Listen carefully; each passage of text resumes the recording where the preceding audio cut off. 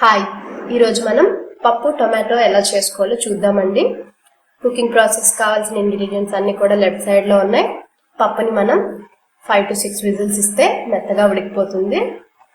ఇలా పక్కన పెట్టుకోవాలండి ఆల్రెడీ ఉడికిన పప్పుని.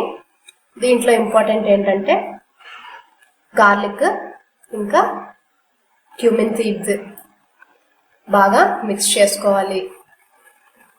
ఇలా ఒక బాండి తీసుకొని ఆయిల్ వేసుకోవాలి. ఆయిల్ని బాగా మరగనివ్వాలి. ఇప్పుడు ఎండుమిర్చి వేసుకొని బ్రౌనిష్ అయిపోవాలండి. అవన్నీ కూడా బాగా వేగనివ్వాలి. తాలింపు మనకి చాలా ఇంపార్టెంట్. ఇప్పుడు ఆల్రెడీ మనం పేస్ట్ చేసి పెట్టుకున్న గార్లిక్ అండ్ క్యూమిన్ని ఇందులో కొంచెం వేసుకోవాలి.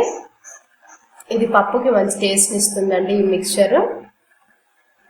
ఇప్పుడు కొంచెం కరివేపాకుని యాడ్ చేసుకోవాలి. పొడుగ్గా కట్ చేసుకున్న ఉల్లిపాయ ముక్కల్ని కూడా యాడ్ చేసుకోవాలి. ఇలా అన్ని కూడా వేగనివ్వాలి. పచ్చిమిర్చి కూడా వేసుకొని వేగనివ్వాలి.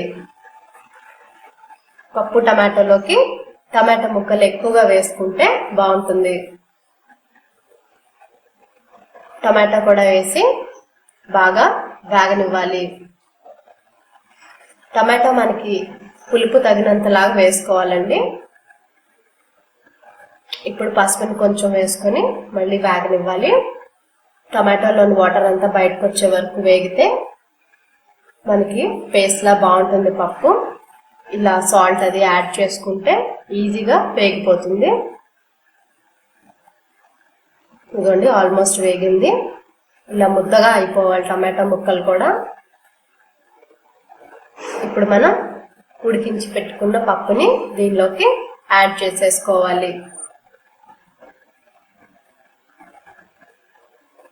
ఇప్పుడు బాగా కలుపుకోవాలి.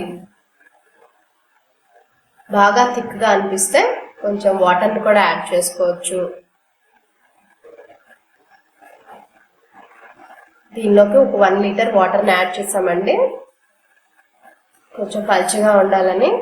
సో ఆల్రెడీ కట్ చేసుకున్న కొత్తిమీర కూడా ఫైనల్గా యాడ్ చేసుకోవాలి. బాగా కలుపుకోండి. పప్పుని మళ్ళీ వాటర్ వేసాం కదా, బాగా ఉడకనివ్వాలి.